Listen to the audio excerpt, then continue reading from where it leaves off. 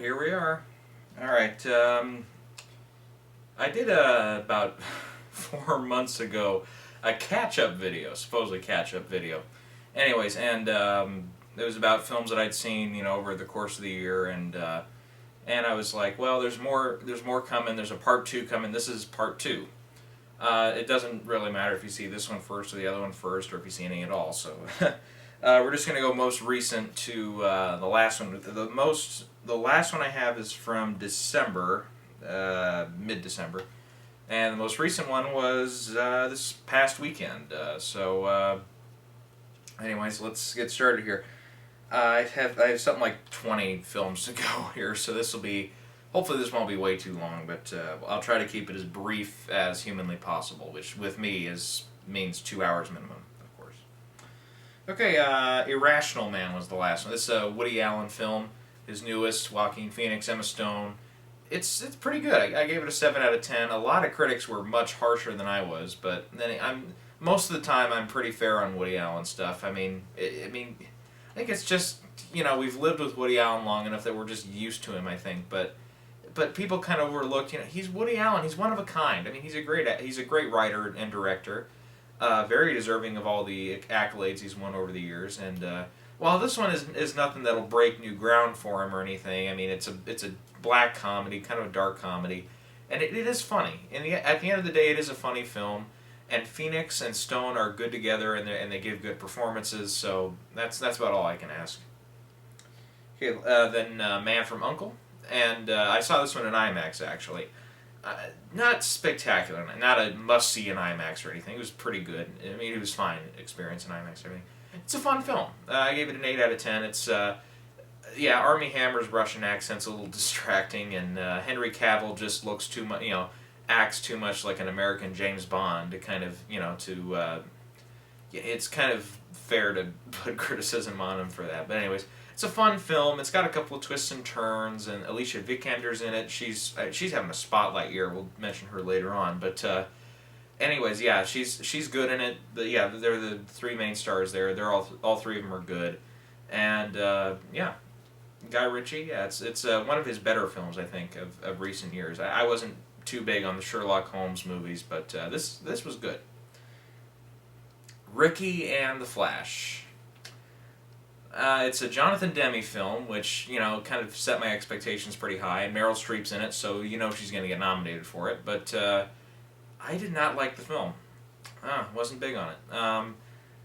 The thing is, the film opens pretty strong, and pretty much the first half, kind of like another film we'll get to here in a minute, is pretty solid, and it's good, and it's funny, and, it tackles emotions well, and there's good confrontational scenes and good everything there, and then the second half just deflates and just bores you, it feels like after the first half is over, it's like, okay, it's time to go.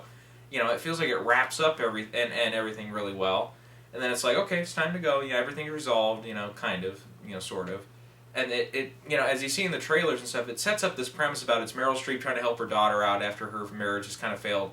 And not to spoil anything, but it kind of, that main plot thread there just completely vanishes after the first half. And you, literally by the end of the film, I was like, okay, so what was and that was like 20, 30, 40 minutes ago, and I already forgot. Yeah, but there are, like I said, Meryl Streep, when she sings, she's very good, and even Rick Springsteen is in the film, and he gives a pretty fine performance, actually. He only has he gets all of a couple of good lines here and there, but he did really well, and of course Streep and Kevin Kline and the others are all good, but it's 2 out of 5, which would be a 4 out of 10. So, not totally a must see. The biggest disaster of the year, Fantastic Four. All right, I will say I was an optimist for the film right up to the very end, because the end is in going into the theater to see it. Because I was like, you know what, Josh Trank. Even though I haven't seen Chronicle, I was like, everybody loved Chronicle. I haven't seen it, so I can't judge it. And, Simon Kinberg helped write Days of Future Past, the last X-Men movie, which was spectacular. So it's like they've assembled like Miles Teller, the best, I think, actor under 30. I don't know how old he is. Under 30 working today that seriously has not gotten up to the level of, of like Oscar level yet. He needs to be there and soon. And then Kate Mara, who's really good. Michael B. Jordan, who I haven't seen. I still haven't caught up with Fruitvale Station, but just judging off this film and everything else I've seen him in, trailer-wise, because he's got a couple coming out this fall, like Creed, he looks pretty good in that. He was fine in the film, and Jamie Bell really surprised me as the Thing. It was like, good stuff. Now, also keeping in mind that expectations were already pretty low for the film, because it's like, well, did you see the last two? We won't even get into it. And and it's one of those films where you walk into it, and the first half happens, and you're like, this is actually good. I mean, it's not fantastic, to pun. It's not phenomenal, but it's okay. I mean, it's good. It's solid. And then that second half, everything just dies. Just completely dies. Especially in the last 20 minutes. Seriously, the most rushed finale I've ever seen. Like, I complained about, I think I did anyways, about American Sniper, how I felt like the last 15 minutes or so of the film, it felt like that could have been a half hour and they could have played that out and pushed up the dramaticness of it. Even though it was already kind of a longer film, you could have cut down some of like the tour stuff, I think, in that. But it felt like the end of American Sniper was kind of, it felt like, it was 10 minutes, 15 minutes, 12, whatever it was, 12 minutes or so, and it was like, that was great. That last part of it was great, because, seeing the PTSD effect and him, helping out veterans and all that, it was like great stuff. And then it was like quick, and then it cut to the end credits. It was like, with Fantastic Four, it's even worse. I'll just leave it at that. I won't spoil it if you haven't seen it yet. And seriously though, I didn't see it opening weekend because I was like, well, I don't know. The reviews for it are so poor, and I have better stuff to do. So I'm gonna check that one out sometime later. And I, happened to see it, and it was like, I went in kind of morbidly curious to see just how terrible it was. But it was like, for the first half, I was like, this is good stuff. I mean, not great, but good. And then so I gave it, in the end, it's a 4 out of 10. That last part of it just destroys the film, but otherwise it's actually worth seeing. And another thing too, not to get off on a total tangent here, but it's too bad, because I think with this cast and with, to some degree, these writers and directors, well, they'll have to get a new director obviously, but with the whole Twitter scandal and all that, but I have a feeling with this cast and with this setup here, they have a good film in there. They just have to dig deep and find it, and not put Silver Surfer in the next movie. But actually, I wouldn't mind a Silver Surfer solo movie. I think that could really be interesting. It could be like, the first act is him with Galactus, and this is just off the very basic stuff I know about comics. I'm not a huge comic reader. But it's like, you could have the first act, it's him and Galactus, like, destroying planets and stuff, or all that, what he does. And then he's like, you know what, I'm kind of sick of this.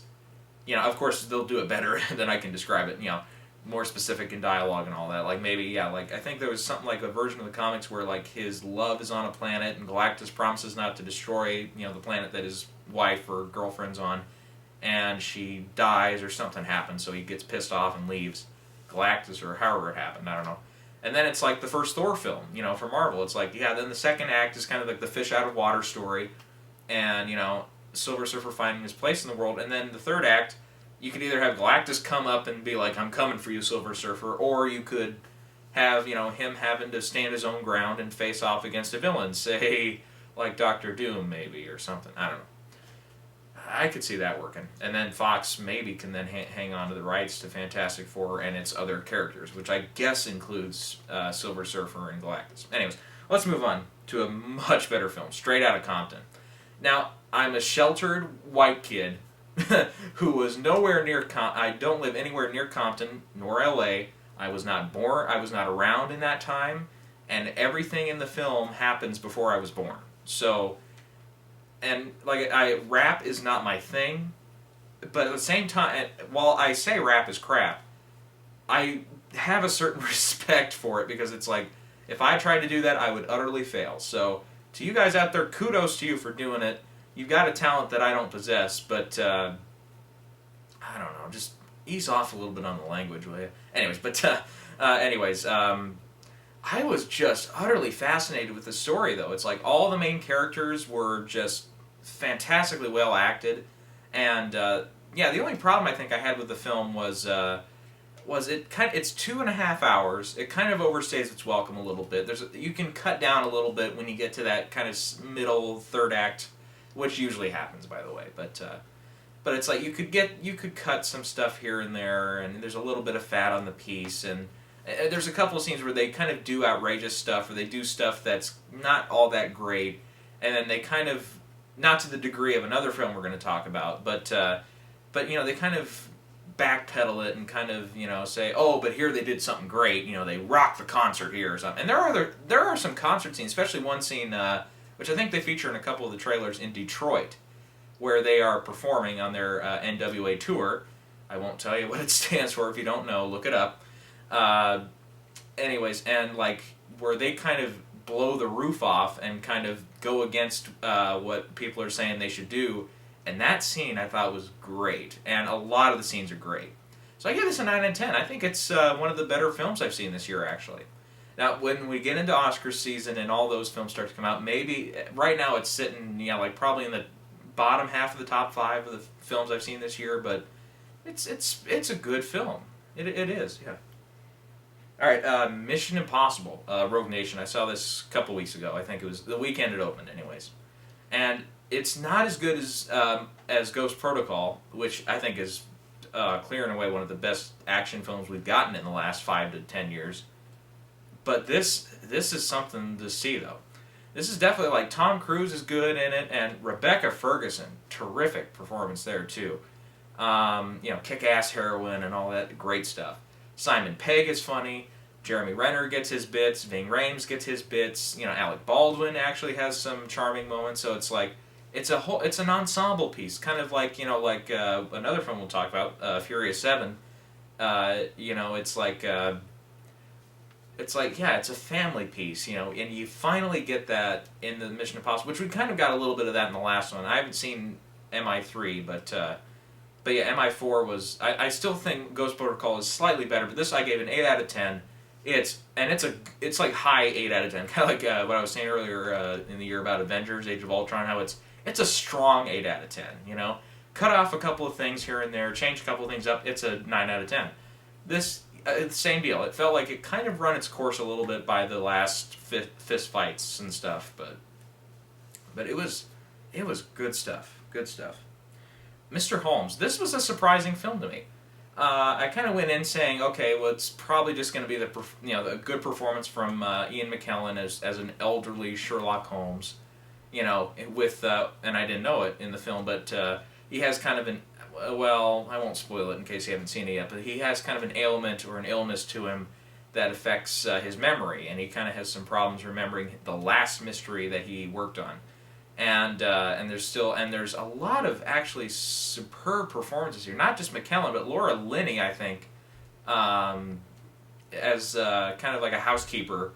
At first I thought she was going to be a total throwaway part, but as the film progresses and gets into the second and the third act, I was like, she is, not that it's going to happen, but it's like, she could actually be in the talks for supporting actress. She was good. And Ian McKellen, I think, could be in the talks if we have a weak year for Best Actor, which, the last 2 or 3 years, we really haven't. So we'll see how that goes this year. But it's like, of the recent, years, if Ian McKellen could grab a spot, he might from this, because he is fantastic in this. And, yes, and I gave it an 8 out of 10. It is kind of like Irrational Man. It's a simplistic story, and it's kind of it kind of has a little bit of a slower start to it a little bit. But once it gets going and you get into it, that's when it gets pretty good. All right, Southpaw. This is a film that pretty much is saved by the performances. Not very great writing, not totally fantastic direction or anything. But Jake Gyllenhaal delivers, and Forrest Whitaker pretty much. Those two pretty much. Those two deliver, and they're in it. Gyllenhaal pumped himself up, screw a 6-pack. He got like a 12-pack. he was ripped in that movie, and yeah, Forrest Whitaker is good, as I mentioned. Even Rachel McAdams, in her tiny role, Surprisingly tiny. How they, even though they billboard her as one of the most, three most important people in the film, um, and I guess technically she is. But anyways, they're all pretty good. And yeah, Gyllenhaal is, especially in another performance we'll talk about here in a minute.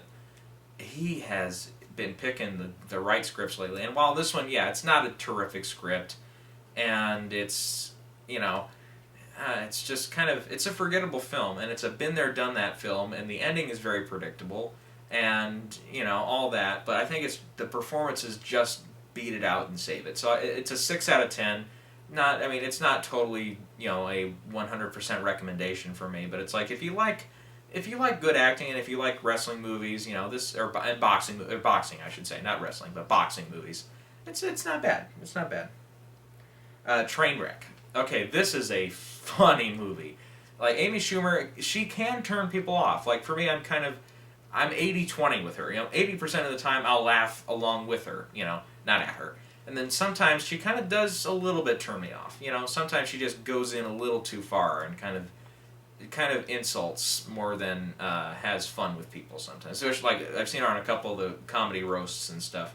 But she wrote and stars in this. I think she was a producer on it too, maybe not. But she knows. There were a couple of elements here and there, kind of like I won't say it was like, and it was reminiscent of like Silver Linings Playbook a few years back, where it was like it's a traditional setup for a romantic comedy, but it does original stuff with it, and it keeps it entertaining in that way. And Trainwreck is an entertaining film. Again, like most Apatow films, Judd Apatow directed it.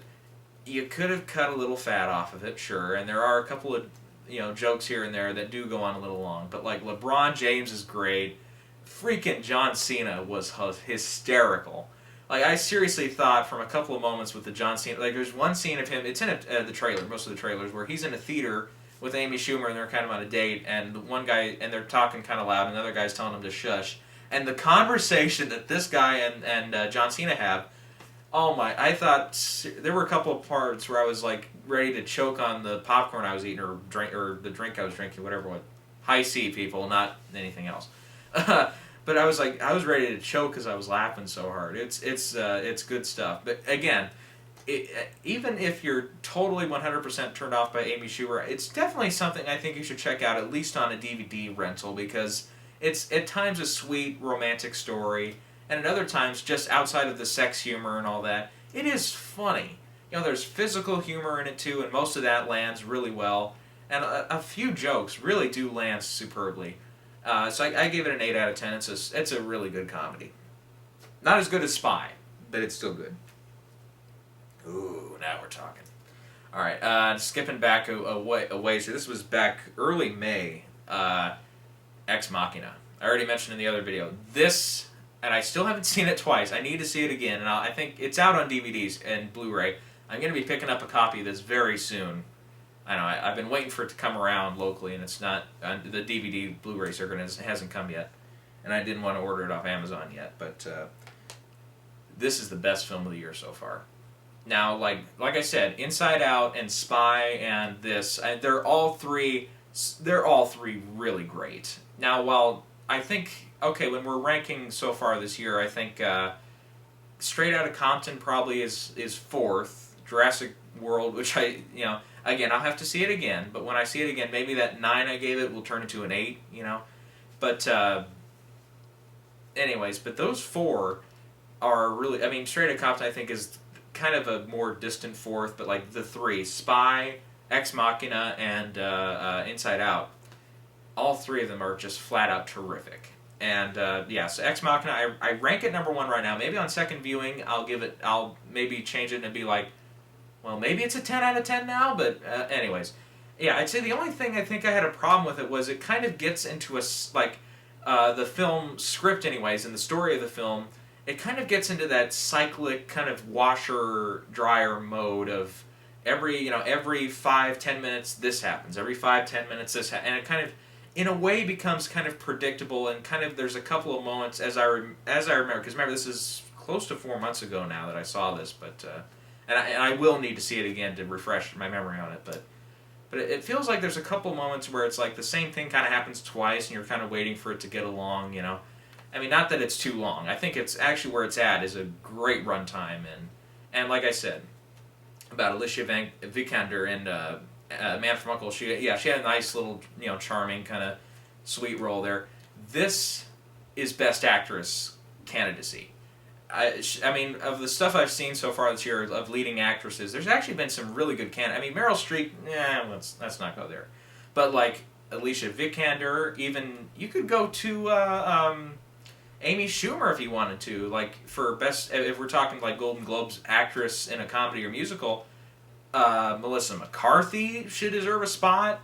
Amy Schumer could get a spot. Alicia Vikander, I think, could be in the runnings for Best Actress, just any race. BAFTA, Globes, all that. What do you want? Light bulbs.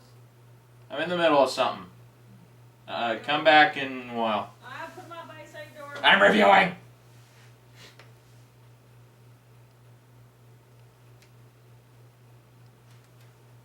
Are you gone yet? Alright, she's gone. Anyway. Alright, so yeah, but Alicia I can see her getting into not just Globes race, I'm talking Oscar race, BAFTA race, SAG race. She could score at all of them. I don't know if she'll win, because we haven't even seen half the Oscar candidates. I mean, I just saw today a preview for Carol, a movie with Cate Blanchett in it, and Rooney Mara, and I think they're probably both going to end up in the Best Actress category, and from the looks of it, man, Cate Blanchett, plus the review she got out of Cannes, and Rooney Mara won Cannes for Best Actress. I think she tied with somebody else. But it's like, man, that's formidable talent. I'm going to see that one for sure, Carol. Yeah, that looks like a great film. And then there's also last year's winner, Julianne Moore, has a film called Freeheld, which is about, I saw that preview also about a week ago, and then I saw it again in one of the recent screenings I went to, but she plays like a cop who can't get her pension because she is a lesbian, and she is diagnosed with a form of cancer. And it won the Best Documentary Short Subject. Somebody else did a short subject documentary on it, I think like 10 years ago or so, when it was happening, because it was in 2005, as they say in the trailer. And like Steve Carell is in the supporting cast. Ellen Page, I think they're going to lean on supporting actress for her. Because I think you just got to let Julianne Moore have Best Actress if you're campaigning for that film.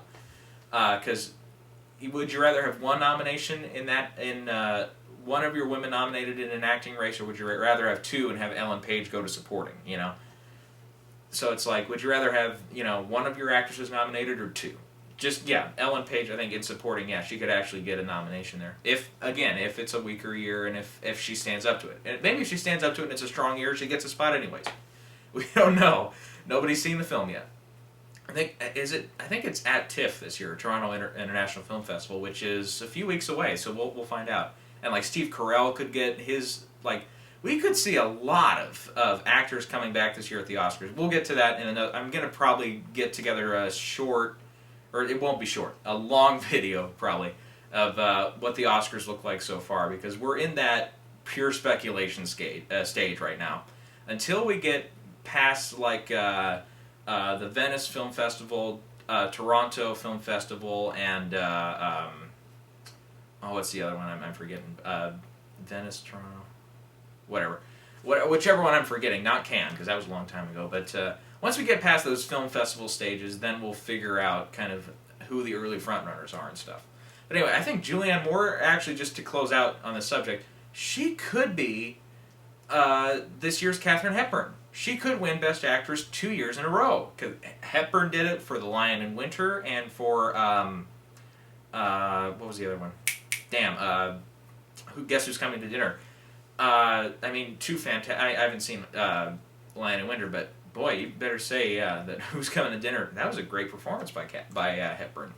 And Julianne Moore, when it comes to the respected actresses, sure, she doesn't have as many nominations as Hepburn, and she doesn't do as many films as Hepburn did that are aimed at Academy audiences like that. But man, when you look at the respect and the talent level there, maybe you can say she's the modern day equivalent of Hepburn. Well, then again, Meryl Streep is too. But anyways, let's get back to Ex Machina here. Oscar conversations come later. Boy, fantastic. interesting, thought-provoking, chilling, spine-tingling, or tingling, not tangling. And plus, it's not just Alicia Vikander in a terrific leading role there, but it's also Oscar Isaac. Like, still haven't caught up, I know, shoot me, with Inside Llewyn Davis, or with a Most Violent Year yet, but now I'm starting to see why everybody's talking about this guy could be the new It guy. Because he's got a role in Star Wars, and I think he's got one or two other potential Oscar candidates out this year. But, man, he was fantastic in this. Again, it'd be for supporting actor and all that if they get any campaign going, but seriously, this could be, even for visual effects, I hope this gets at least an honorable mention at the Academy Awards and hopefully gets in the conversation there somewhere. Because it's minimal and it's a small movie, but those visual effects were great. Looked better than half the stuff in The Hobbit Battle of the Five Armies, I'll tell you that much. Okay, let's go to While We're Young. Okay, this was a film I went into with very mild expectation. I didn't really know what it was about. Never even caught a trailer for it, but it was like Adam Driver and Amanda Seyfried and Naomi Watts and Ben Stiller. And the film was okay. I mean, I didn't think it was outstanding. I didn't think it was terrific. I gave it a 5 out of 10. But it was passable, and it was, it kind of like went off into this melodrama especially in the last half of it, and I just gradually lost interest in the film. But that's one I think I'll probably catch at some other time. But and on a first viewing experience, I was like, it was okay. I mean, I don't truly totally recommend it, but 5 out of 10, it's passable, and it's decent. Anyways, Furious 7. Okay, I have not seen any of the other Furious movies. Furious 7. Yeah, just jump on in the 7th one. That's how it works. I kind of just wanted to see this out of respect to Paul Walker, because it's too bad when that happens, and also because, hell, it was the biggest movie of the year for a long time before Jurassic World took it, and it is a really entertaining movie. I gave it an 8 out of 10. It's a really fun movie, even though, it does have some ridiculous stuff in it, and some of the dialogue is atrocious, and some of the stunts are just over the top, and over the top. But, like, Kurt Russell was fun in it, and Jason Statham was actually pretty good as the villain, so that's one. Yeah, it's a fun watch if you haven't seen that one.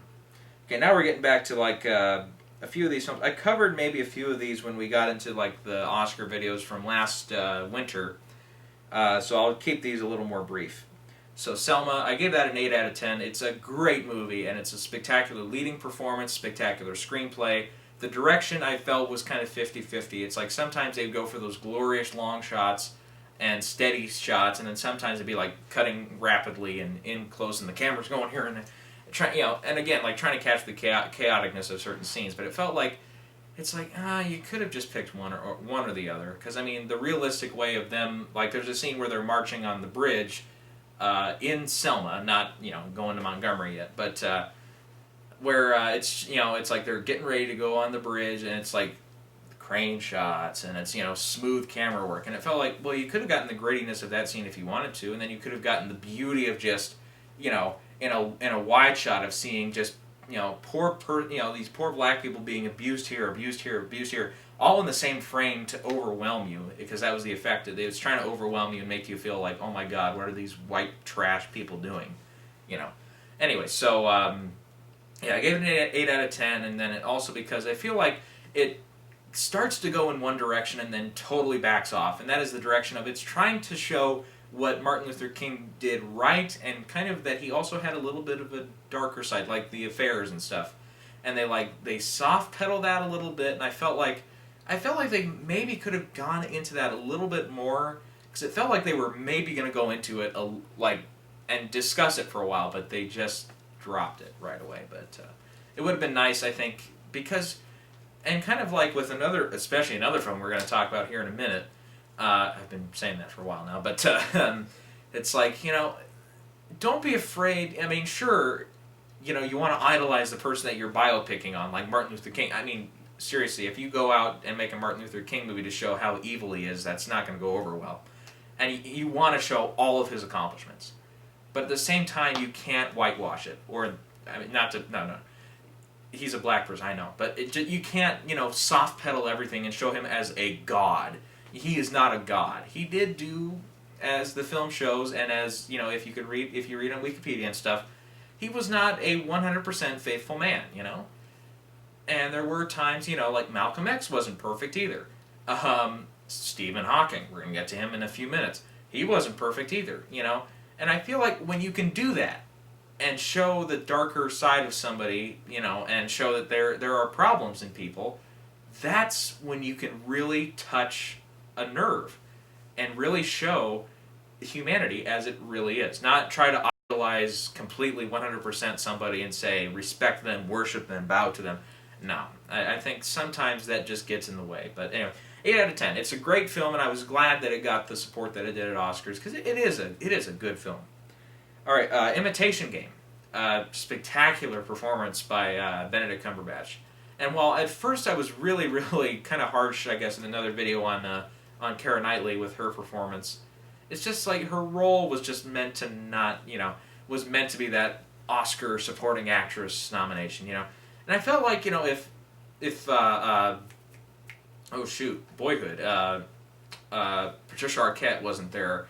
And I feel like if Emma Stone wasn't there, I feel like she would have been that third candidate to win that Oscar, but she didn't, obviously. And I would have nominated like Carrie Coon or Rene Russo and Nightcrawler over her. Carrie Coon and Gone Girl, by the way. I feel like those two would have been better choices for that, over who they did nominate. But anyways, let's not get into that whole thing, because it's Imitation Game. I gave it a 10 out of 10. It is a strong film. And it's a very interesting film. It's a well-written film. That's, I think, what helped it get a 10 out of 10 for me, was that screenplay was sparkling, It was, and it was fast, and it was quick, and it was interesting. And the Benedict Cumberbatch, there you go. That was kind of a thing where it was like, well, to a certain degree they were showing he had a great side where he was this mathematical genius who saved Britain, and, saved 2 years off of the war and millions of lives. But he also had this different side to him, and that is that sometimes he was kind of, he had Asperger's or whatever you call it. He disagreed with people, and he would kind of, show that he was pretty, he would be strict and kind of, all that against other people. And then also with the whole, he was homosexual, and how that's illegal in London, of course nowadays it's a different story, but back then that was like punishable by death, Anyway, so it was a spectacular film, and even though the direction, for best director, I would not have put that guy in, but anyways, great film. Benedict was great, and Keira Knightley was good and all that. So the screenplay was the best part. Anyways, okay, Into the Woods. All right, is it Sweeney Todd? No, it's not Sweeney Todd. Is it better than Les Mis, though? Yeah, because unlike Les Mis, this was fun. This was a fun musical. It was a charming musical. Great cast. Meryl Streep again. What do you know? Another Oscar nomination. And Emily Blunt and all them. And good cast. Great musical numbers. It's Sondheim, naturally, so it's going to be good. Yeah, so, it was a fun film. I enjoyed it. It's not meant to be the deep, dramatic, character-driven movie. It's not Sweeney Todd. It's not Ray. It's not all that stuff. It's Into the Woods. It's Sondheim. It's a quick little quirky thing. And for what it was great fun. 9 out of 10. And maybe I'm a little generous with that. But anyways. I gotta take a break.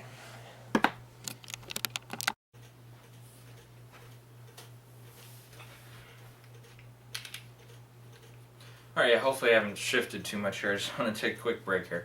Alright, top 5 is next. Chris Rock, even directorial debut there. It's a funny movie. It was funny. I laughed. There are spots that land, and they land hard.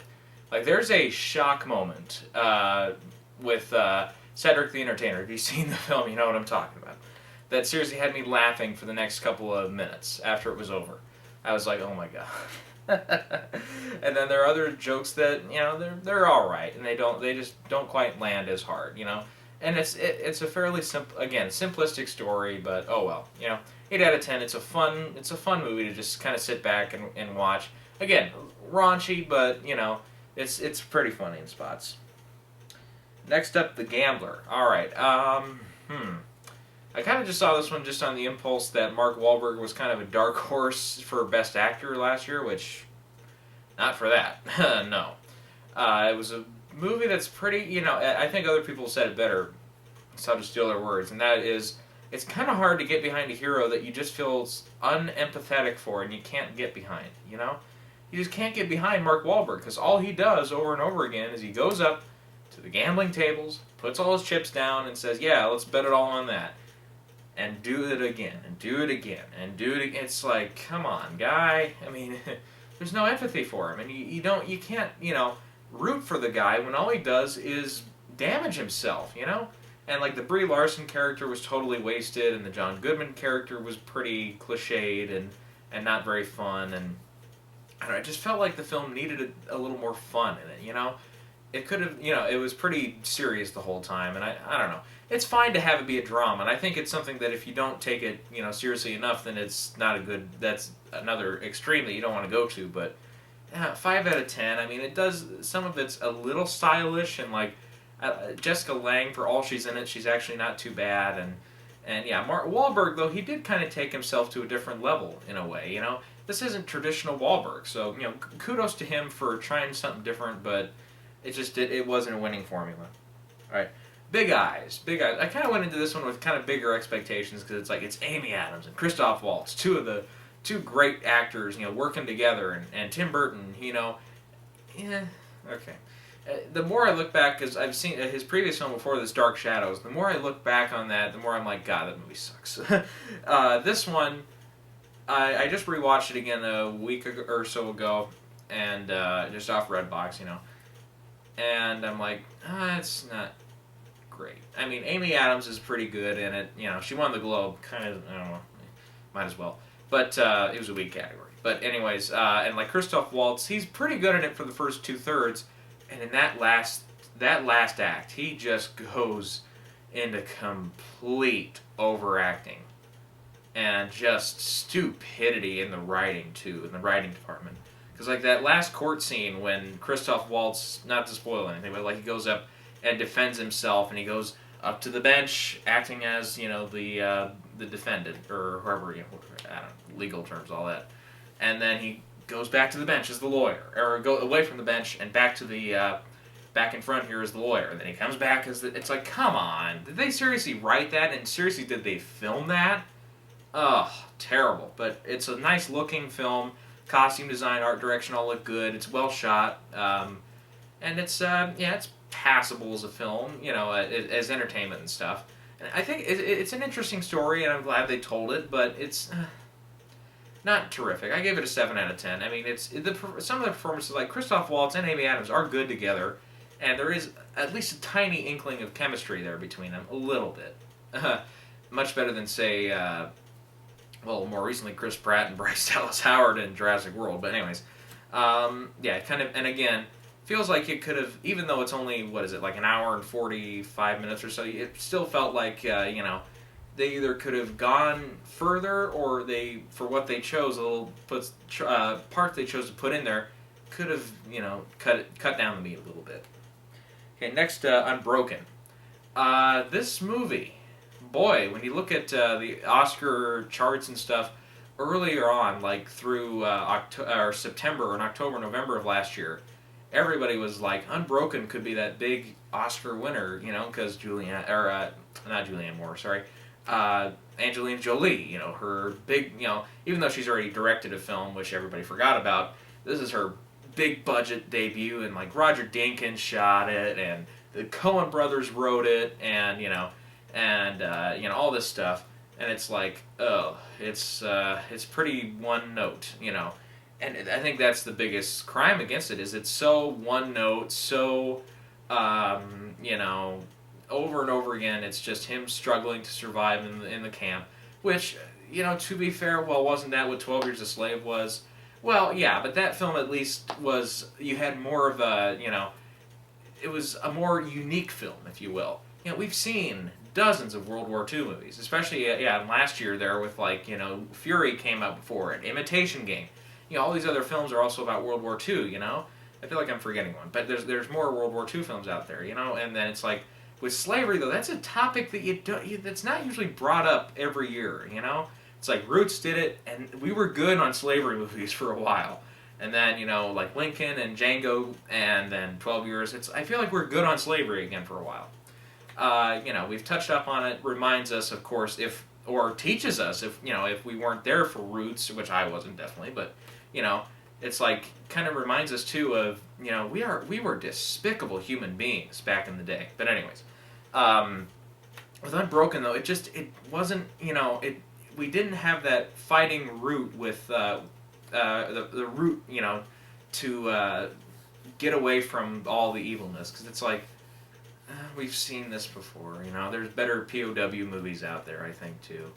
And it's just it's a movie that's like 2 hours and almost 20 minutes long, and they could have easily cut 40 minutes off of that. It was just too long, and it just became laborious and just the same thing over and over again, and it was Anyway, so I gave it's a 6 out of 10 because the cinematography is great.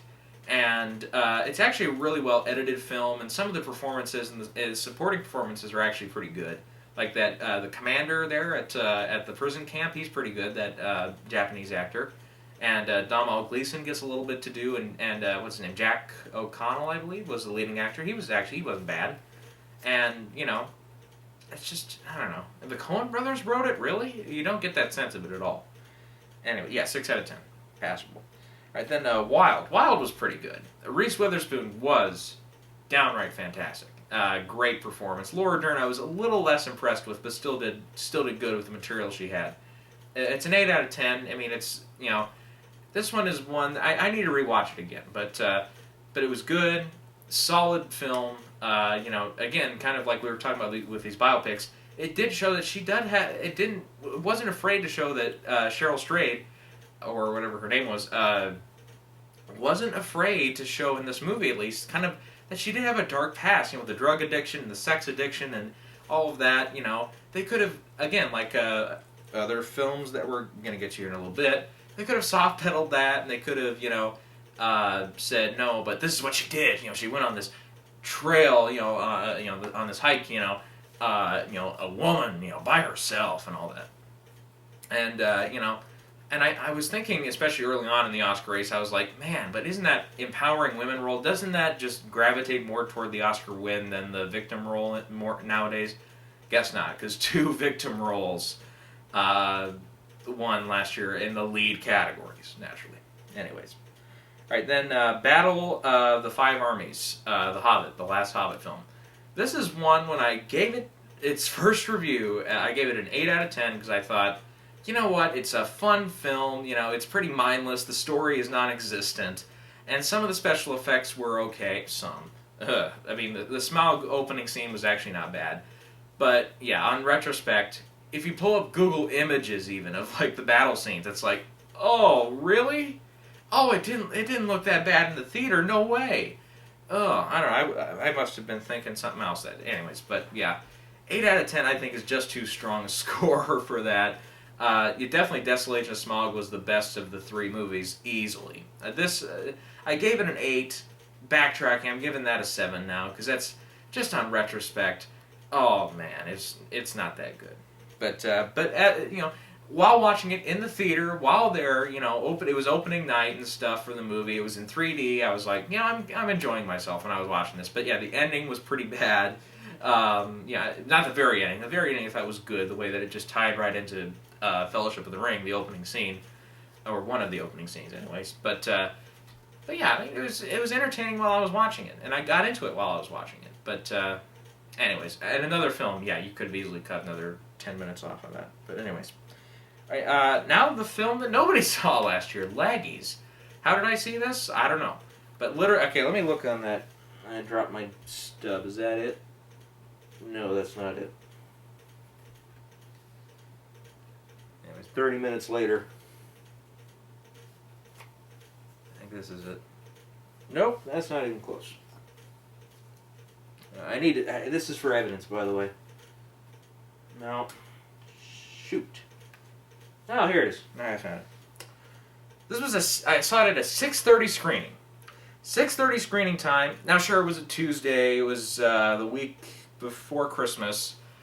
Uh, and all that. But it was like the film had opened in the theater, at least, had been there for not way too long, and the reason I was tempted to see the movie was like, okay, Keira Knightley's been picking good films this year. I hadn't seen Imitation Game yet, but I was like, she's a front runner to be nominated for that, and she was great in Begin Again.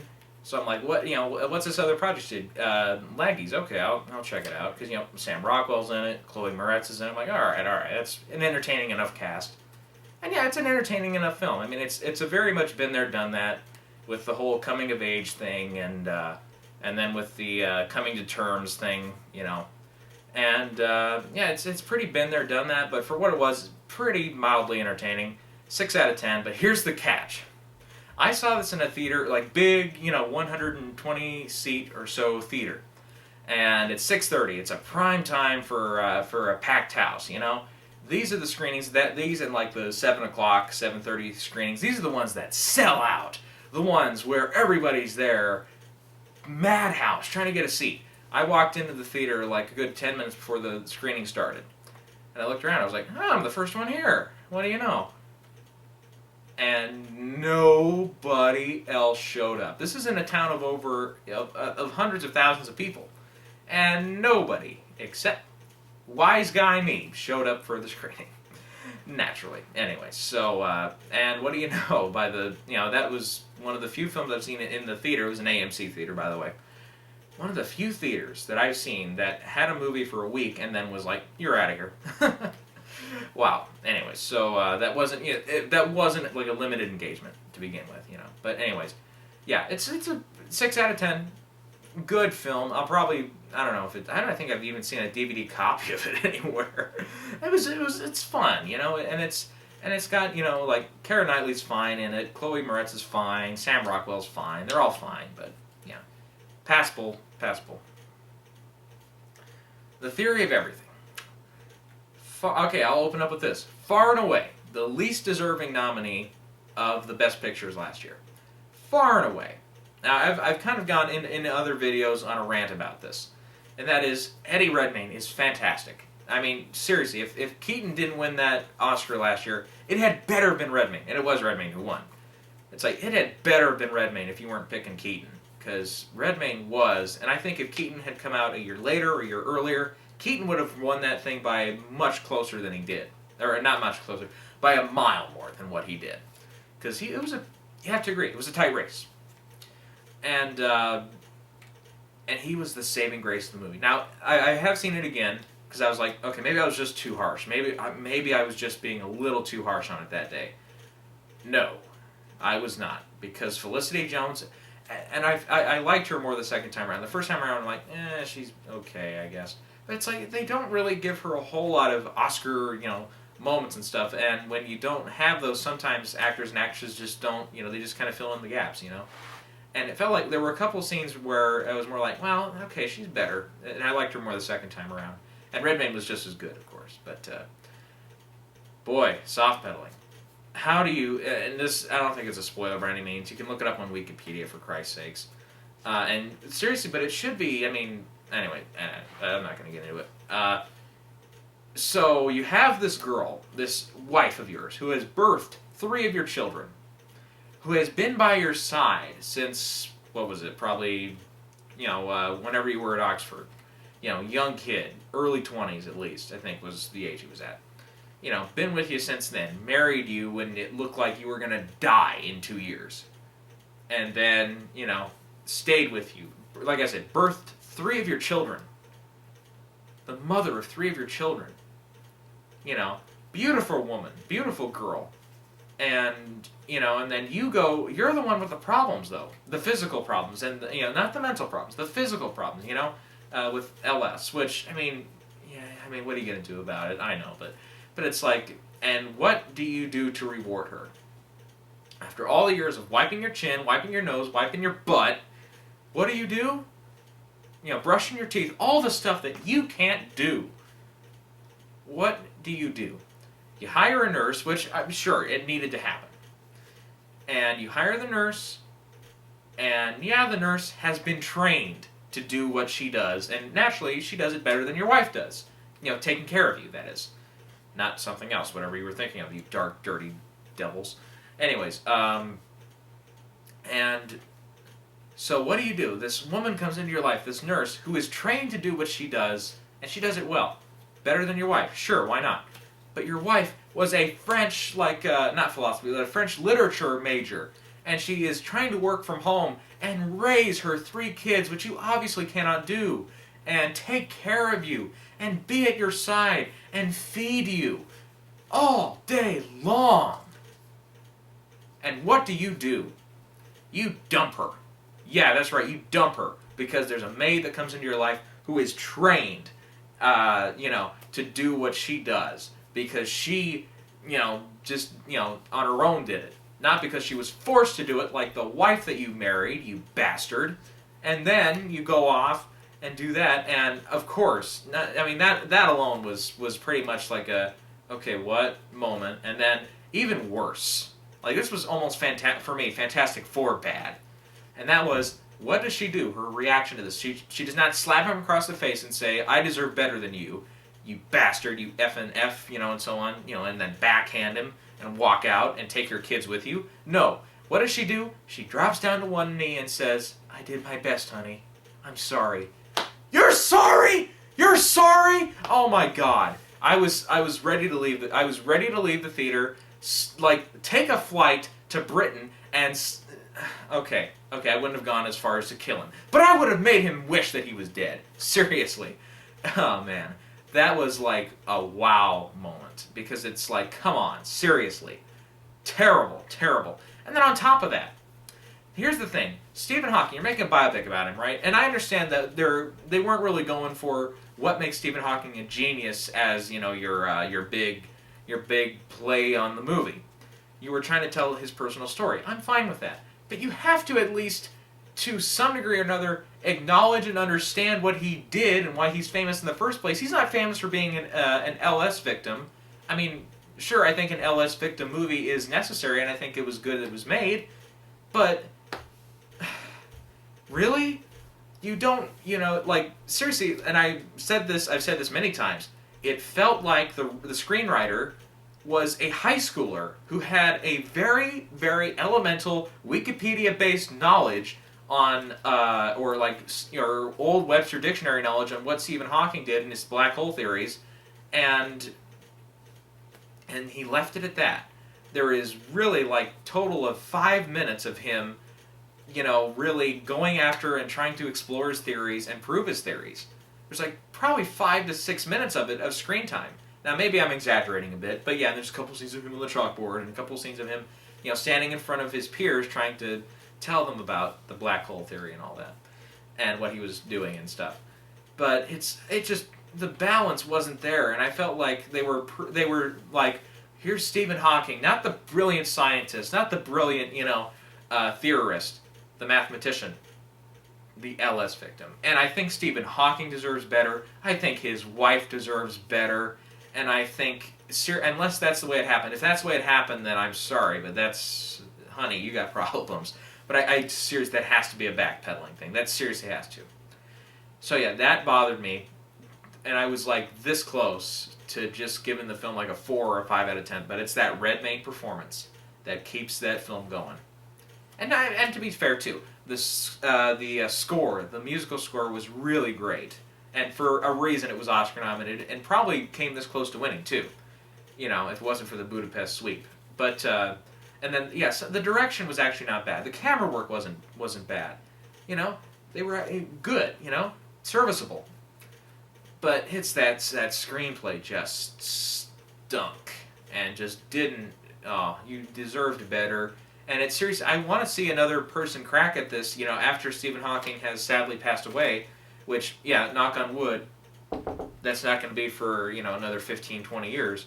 But yeah, I think we have another shot at this, even if it's just a TV movie. If somebody takes another shot at this and shows that Stephen Hawking isn't perfect, because like I said earlier in the Selma thing, it's this movie wants you to praise Stephen Hawking and say, oh, brilliant Stephen Hawking, and your great theories, which I have to read all your books about because this movie didn't tell me fricking anything about. Anyways, so 6 out of 10, and I'm being fair because of the Redmayne performance, but okay, there's that rant on about it again. All right. Now to something much better and completely different. Nightcrawler. Okay, one of the best films of the year, definitely, of last year. I mean, talk about a snub. Jake Gyllenhaal. Man, what a great performance. I mean, I mean, Brokeback Mountain, yeah, he was terrific in that. Even Southpaw, Prisoners, all these other films recently. Going back to Donnie Darko, which I saw that once, and that was, I don't remember hardly any of it, but I need to see that one again. All these films that he's been in, all these performances and stuff. This one, I think, clearly, like by a large margin, is his best performance to date. And he's got one or two films, like he's got a Jean-Marc Vallée film who directed Wild and Dallas Buyers Club. He's very good at getting his actors and actresses nominated. So he might get nominated this year. And no, not for Southpaw, it's for something else. I don't know what the film title, I can't even remember what the film title is. I think it's opening at Toronto, though. That'll be the first time we see it. So that might come on the Oscar radar. But Nightcrawler, man, that was a deserved nomination. I think I've said this before too, but of the 5 actors that I would have nominated last year, it would have been Ralph Fiennes, and not in any particular order. Ralph Fiennes, Michael Keaton, yeah, I would have thrown Redmayne in, Jake Gyllenhaal, and then the 5th slot I think goes to Steve Carell for Foxcatcher, just because of the terrificness of the role, and just the power of that and the difference in his career with that. So yeah, Nightcrawler, the screenplay was good. The direction was fabulous. I'm really that. Oh shoot, what's his name? It'll come to me. The director. I said his name before, but anyways, you can look it up. Terry Gilliam, I think. No, that's not right.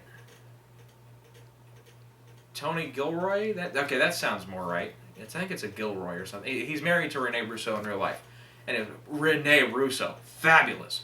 Riz Ahmed, even though I couldn't really relate, he's supposed to be that relatable character, and I think the only flaw in the film was I didn't really relate to any of the characters, and I felt like we almost needed that in this story. We're supposed to relate to the Riz Ahmed, but I feel like in the one sequence where he's trying to upgrade his pay raise, I felt like he was just going at it the wrong way, and his attitude just sounded like, I felt like if it was me in that car in his seat, I felt like it would have been a little more generous because I've seen what this guy's capable of doing. This guy sitting next to me, and I felt like he was being a little too aggressive with it, and he felt like he had like a huge chip on his shoulder and stuff. And I felt like if you don't, and what this guy's capable of, you don't want to act like you're totally ungrateful, Anyway, so yeah, and for the rest of the film, especially the direction, was fabulous, and Gyllenhaal was fabulous. And the screenplay, which was the only thing got nominated for the film, naturally, it's good. It's a great screenplay, and a lot of the dialogue is spectacular. But I just thought the direction and the acting was the best part of the film. But anyways, yeah, so that's one. If you haven't seen that one, Nightcrawler, it's a fantastic film. I believe it's on Netflix. Catch it, if you can. And last but not least, The Homesman. Okay, I gave this, I think it's 7 out of 10. Yeah, and it's a film, yeah, it's got Meryl Streep in it, and again, it's got, stars Tommy Lee Jones and Hilary Swank, and, yeah, it's a Western, it's a different take on a Western, really, because, it's about a woman transporting 3 crazy ladies from Nebraska to somewhere, I forget where it is, it's somewhere in Iowa, but, or Illinois or somewhere in there, and in the Midwest, and not just the Midwest, the Old West, 1800 stuff, where it was like, as, okay, we won't go there, but as somebody once joked, if you fart wrong, you die, pretty much, it's like huge, modern medicine just had nowhere near what it was, obviously, so it was a dangerous thing. That's like swimming across the Pacific Ocean nowadays. It's like, dude, you could die doing that, but anyways, yeah, and Tommy Lee Jones was good, and Hilary Swank was pretty good, and the script was all right, and it's passable entertainment, and it's good to see westerns still out there. Too bad it wasn't a huge box office hit, and we could see more westerns. But I think we got Quentin Tarantino for that this year with Hateful Eight. So yeah, Homestead was good. I gave like I said, 7 out of 10. Good film. I think that one is also on Netflix. You can check that one out. So yeah. All right, let's be done with this. Yeah, we'll try to get here within the next few days, possibly weeks. I'll try to get something together for like an Oscars at a glance video at the speculation stage for this year. Because at this rate, it is pure speculation. No films that I think are going to be gigantic contenders, besides possibly Ex Machina, are out yet, and none of them have been screened. Like the one that I'm really looking forward to, like this year, is like Joy, which comes out Christmas Day, and The Revenant, Alejandro Inarritu's follow-up to Birdman. Let's see what else. I'm looking forward to The Walk with with Joseph Gordon-Levitt. I was going to say Robert Downey Jr., but that's not right. And it's Robert Zemeckis directing. And I'm also looking forward to the Snowden biopic, which, Citizen4, which was about Snowden last year, won documentary feature. So there's, and I think Bridge of Spies with Tom Hanks, Steven Spielberg film. It's probably going to hit really big with the awards contenders. I'm also interested to see Steve Jobs finally get a proper biopic and not some Ashton Kutcher bullshit. Finally! And with seriously, you couldn't, like Michael Fassbender and Kate Winslet, and even Seth Rogen looks like he could be a contender for supporting actor. I'm getting excited. It's Oscar season, almost. We're almost there, guys. Another couple weeks of crappy August movies, and we'll be there. Toronto's coming up. Venice is weeks away. I'm excited for that. So more stuff coming up, guys. Hopefully some more reviews too, as these great Oscar films come out. All right, that's all I got. Watch all my ticket stubs down here. Holy crap.